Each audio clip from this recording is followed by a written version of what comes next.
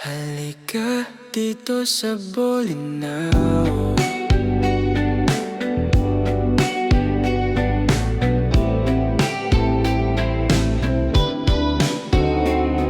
Binitawan ko muna ang ingay ng siyudad. Magandang umaga sa inyo. Nang oras na alas 4 ng umaga. Grabe, kawawa ito.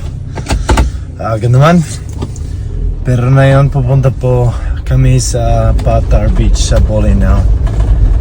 And yun yung nais ng kasama po namin. Gusto niya papunta doon sobrang aga.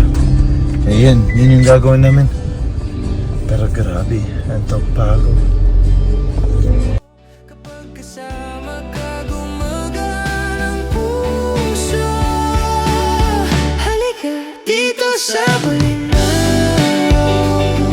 Dito sa gintong paglubog ng araw, hayaan nating maghintay ang lahat sa labas, habang ang alon ng tumutugtog para sa atin. Kung saan man mapadpad ang puso ko, sa palad mo ako uuwi. Halika dito sa Bolinao.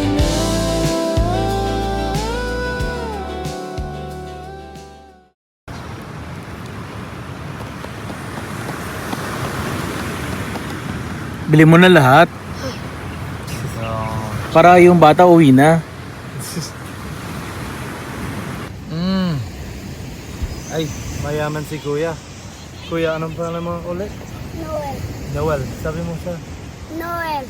Noel, ilan taon ka na? 5. Nandito po kami sa Patar. Binibenta niya yung mga ganito. Tingnan mo. Kaya kung gusto mo yung ganito, pupunta ka dito, hanapin mo siya. Bibili mo yung mga gamit niya. Kasi ang ganda yung mga gamit niya. Binili ko yung mga earrings, tsaka yung tawag nito, yung bracelet, di ba? Sige, salamat Kuya. Yung ano? Correct. Oh, yung core. Sige, ingat ka lang. Salamat sa pagbibenta niyo. So saan sila pupunta? Hindi mo naman sinabi kung saan yung lugar. Ay, Patar Beach. Nasa Patar Beach tayo. Saan yung Patar Beach? Sa Bolinao, Pangasinan. Sa Yun. Pilipinas. Yun. Punta ka dito. Hanapin mo siya. So anong pangalan mo naman? Sino? Ikaw. Ako? Alam nila kung sino ako. Sige po Kuya, salamat. Ingat sa... May buko sa kamay, lamig sa labi. Sa may parola, langit at dagat ang saksi. Walang kailangang habulin, walang kailangang patunayan. Ikaw lang at ako sa simoy na lalalang tahanan. At kung maging maingay ulit ang buhay, bulong mo lang, babalik tayo. Halika dito sa Bolinao, dito sa payapang pintig ng dagat, kung saan man mapadpad ang... Ito ay 4,000. Bali parang 33 lahat. Yeah, tapos iba pa yung ibang mga accessories niya like yung dito, I mean yung parang pang underwater. Yung mga ganun. Bigyan mo sila ng Opo, yung malaki. opo, how many days sir? 2 weeks mo before ng bagyo po. Kaya, yung package di pa nagagawa. Ngayon pupunta ako sa aking pinakapaborito ng sitio sa buong Pilipinas. Sitio RR, dito sa Bani. Kaya mag-video ko yung mga pag nakikita ko yung mga kaibigan ko doon. Kaya kita-kits tayo doon.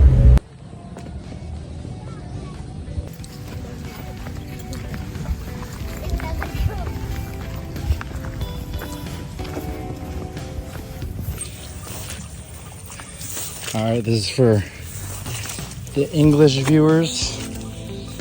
We're currently trying to find our way over there. I have a cell phone to give them. They're a family that I love a lot and need some help. So, trying to find a way, but we're kind of struggling here. We'll figure it out though. Dito po si Xander. Tutulungan namin siya.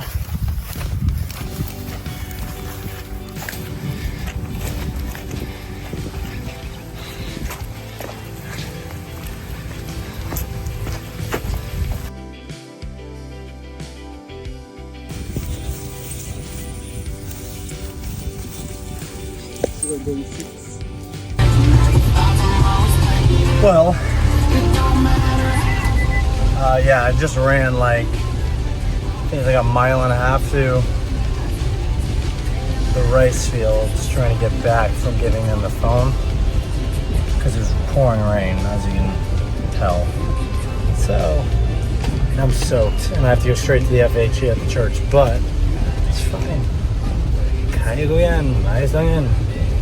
But yeah, pretty wrecked, not gonna lie. It was a long run. But yeah.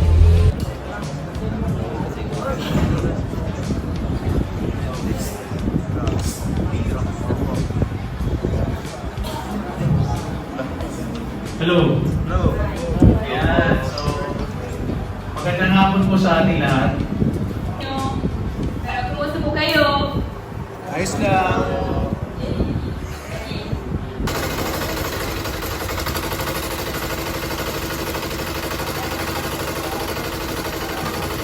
Pero sa 5 years po namin, na member po kami ni Justin dito sa simbahan po natin.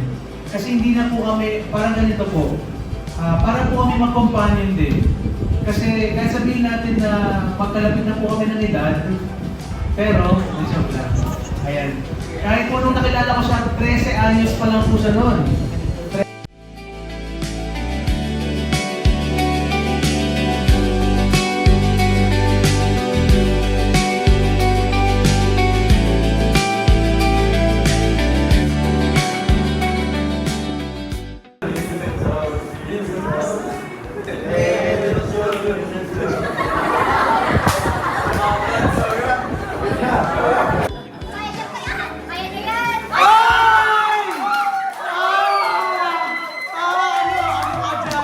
Ano mga ito? Yan. Nasa teka ko.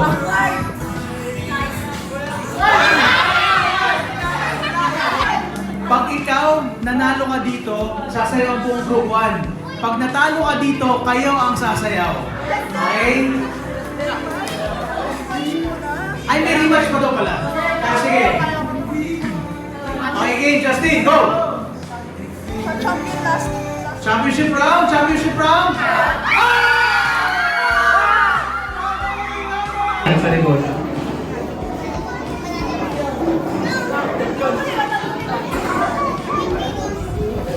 Magay! Okay.